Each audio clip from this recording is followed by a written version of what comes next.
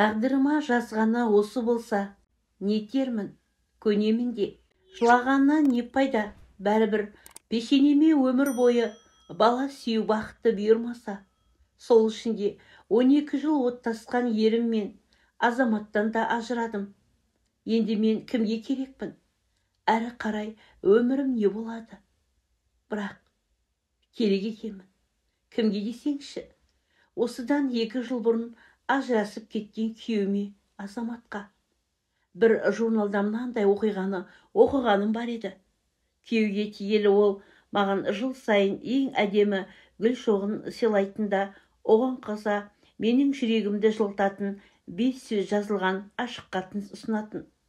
Менің саған деген махаббатым мәңгілік.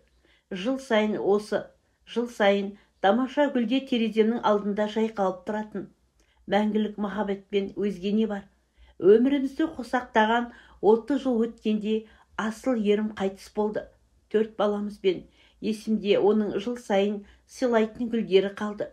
Оның қайтыс болғанына 10 ай өткенде менің кезекті туған күніме келген гүл шоғын ұстаған жеткізуші жігіт есігімді қақты.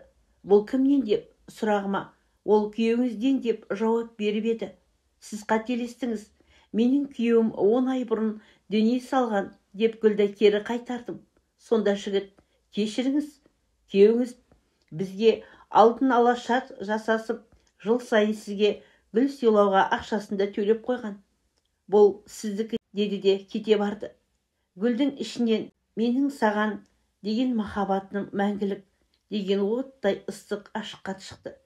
Менің өмірімдегі сандығымдағы сақтаулы жатқан ашық хаттардың 31-шісі. Осыны оқығанда Азаматқа айтып жылап алғаным есімде. Сен де маған солай гүл сыйлайсың ба деген орынсыз сұрағыма ол басын изеп қана жауап берген еді. Енді сол уәдесін орындағысы келді ме? 2 жыл бойы маған гүл сыйлаумен келеді.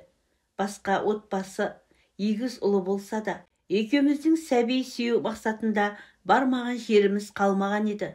Алматы, Астана, Тараз, ең соңында Ташкентке дейін бардық. Кінә менен. Жатырыма бала күнімнен өспей, дамымай қалып қойыпты. Сол диагнозымды білген күннен ақ Азаматтың 2-ші әйел ал деп құлақ етін жедім. Құдай бермесе, тартып ала алмаймыз деп әңгімеден қашқақтай беретін. Күйеуімнің менің кінәратыма бола өмірден ұрпақсыз өткенін қаламадым. Араға енемді салдым. Апа, мен ризамын. Осынша жыл кетті. Енді көпке созбай 2-ші әйел әперейік. Мен көнемін. Қарастырып өзіңіз осы істі қолға алыңыз, дедім. Тілім сол сөздерге әзер келіп тұрса да.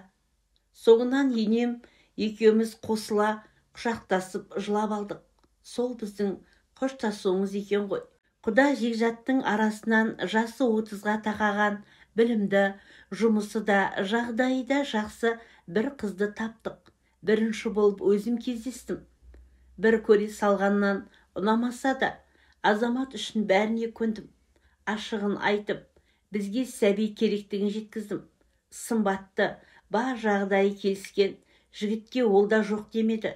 Барлық жөн жоралғыны жасап, ұзатып алып келдік. Болашақ өмірімнің ендігі тозаққа айналарын сезсем де, дәл бір өз балам үйленіп жатқандай көңілде едім. Тіпті олардың бір баласын менің қойныма салып береріне де дәмелендім. Бірақ арманым жерге ұшты.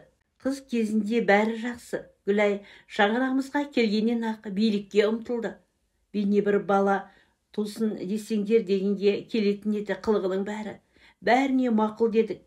Ең ақыры менің жатын бөлмеме дейін соған бердік. Көптен күткен қуанышымыз да алыстан жылт етті. Оның құрсағында егіз ұл екен. Қуанғаннан жылап жібердім. Бетінен шөпілдетіп сүйгім келген. Жолатпады, мұрын тыржитты. Мейлі, нәрестелер өмірге келгенде бір ескетсе болды да, Азаматымның ізбасарлары. Осыны ойлаған жүрегім жарылып кетуге шақ қалатын. Өзім босанатын сияқты халде жүрдім.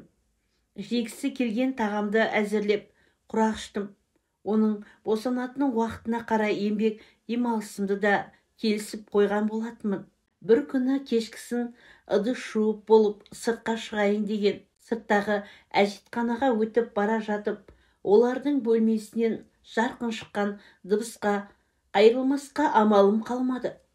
Егер егіз ұлыңды қолыңа ұстағың келсе, ажыра сонымен. Менің тоқал болғым келмейді. Өмір бойы осылай тұра беретінімізге көзің жете ме? Маған бәрібір кете саламын.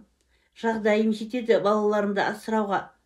Ал ол бізге неге керек? Күтуші болу үшін бе? Керек емес маған. Гүлай, жай сөйлеші. Сенің құрбыңдай әпкеңке болып жүрген жоқ па? Неге ренжисің? Ажырас дегенің не? Ол да адам ғой, байқап сөйлесейші. Онда мен ертең кетемін. Сонда жүрегім Азамат үшін жыртылды.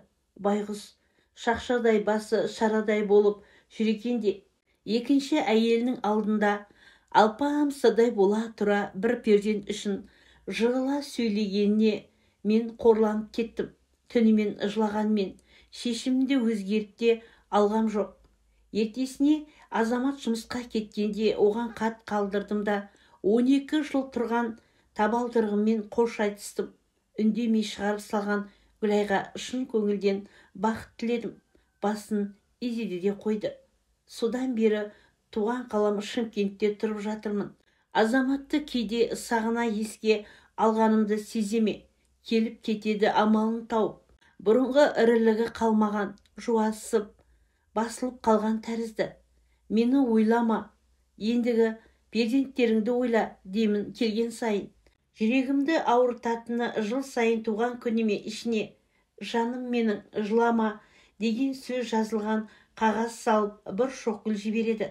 Өзегімді өртеп жібереді-ау сол гүлдер. Азаматтан екен білемін. Алдымен жүрегім жарыла қуанамын да, түнімен қасірет шегемін. Тек Азаматтың мен оның перзенттеріне бақыт тілеумен ілбіп келе жатырмын. Мүмкін менің де бір бақытым тұрған шығар алдымда деп алдап қоямын өзімді.